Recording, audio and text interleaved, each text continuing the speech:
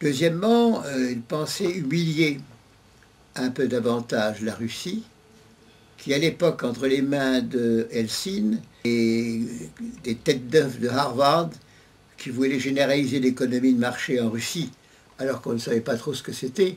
On est habitué à l'économie planifiée, et profiter de cela pour s'imposer là, dans un domaine où le monde slave aurait dû manifester son unité. Enfin, il y avait encore une autre idée qui consistait à se dire que l'Allemagne devenait majeure et qu'au fond, il serait peut-être intéressant d'avoir dans les Balkans une zone à occuper militairement et de préférence en Albanie, d'où le fameux camp Bondsteel, de manière à se trouver sur la route de ce fameux corridor numéro 8 qui devait un jour amener le pétrole de la Caspienne jusqu'à l'Adriatique. Alors pour ces raisons diverses, les Américains sont intervenus et aussitôt ont pris le commandement de toutes les opérations. Les troupes françaises, anglaises, italiennes, allemandes sont passées du commandement de l'amiral commandant la flotte américaine en Méditerranée, et les Américains ont conduit les opérations eux-mêmes en prenant toute affaire à leur compte. D'ailleurs, cette opération a été tout à fait significative pour eux, car au fond, elle leur a été un précédent pour la conduite des opérations ultérieures en Irak. Les opérations qui sont conduites dans les Balkans ont été menées de la manière suivante. D'abord, une gigantesque campagne de désinformation.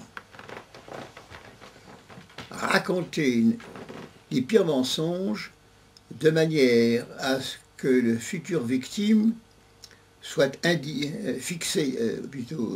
désigné à la vindicte publique et qu'on puisse la matraquer avec l'accord général. Alors pour cela, il fallait inventer toutes sortes de méfaits. Un des premiers méfaits le plus connu a été le viol des 40 000 femmes. Finalement, l'expert américain qui est venu sur les Balkans, on lui a dit c'est pas 40 000, c'est 4 000, puis après c'est pas 4 000, c'était 40, puis finalement il a peut-être trouvé 4 après une enquête prolongée.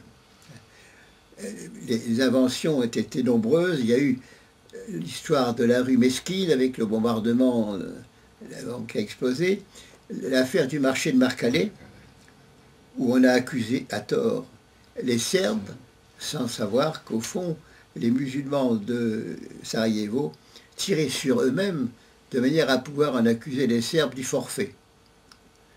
D'ailleurs, on a créé aussi le mythe suivant: la Serbie, l'armée serbe, est en train d'investir Sarajevo. Et il faut absolument faire quelque chose contre cet investissement. La ville de Sarajevo est maintenant un siège qui est mené par les Serbes, ce qui était faux, car je peux en témoigner, j'y suis allé. Et j'ai été reçu dans Sarajevo par le maire de la partie serbe de la ville, qui m'a offert un déjeuner, car il y avait, la ville était divisée en deux. Une partie était occupée par les bosniaques musulmans, une autre partie était occupée par les Serbes, et il y avait des échanges de coups des deux côtés. Il n'y avait donc pas un encerclement de la ville par les Serbes, qui a été une invention qui est perpétuée encore maintenant, parce que quand on lance une série de mensonges, ça reste. Et ensuite, il y a eu plus tard l'histoire du faux massacre de Račak, en prétendant que ce sont les Serbes qui avaient pressé, alors que ce n'était pas vrai, mais ça donnait un prétexte pour commencer les bombardements, passer à l'action, bombarder par la voie des airs ce malheureux pays, y compris la population civile, utiliser des armes à uranium appauvri, pour sans tenir compte des conséquences ultérieures de cette opération. Bref, faire de ce peuple un peuple martyr.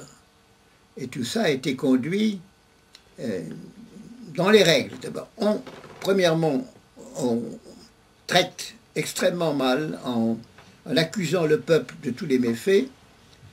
Deuxièmement, on lui crée un blocus économique pour affaiblir sa volonté de résistance. C'est ce qui s'est passé.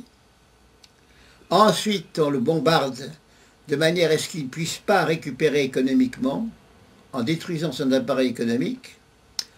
Enfin, on l'occupe, comme on a voulu le faire après les accords de Rambouillet, totalement. Et une fois sur place, on profite de la misère dans laquelle ce peuple a été plongé pour exiger qu'il nomme des dirigeants favorables à la cause des agresseurs. Et le système comprenant 4 parties qui ont été exécutées sciemment, intelligemment, les unes après les autres, et dont une partie a été utilisée plus tard en Irak. Donc on peut dire aussi que l'affaire des Balkans a été pour les Américains une leçon, entre guillemets, de stratégie pour les affaires irakiennes.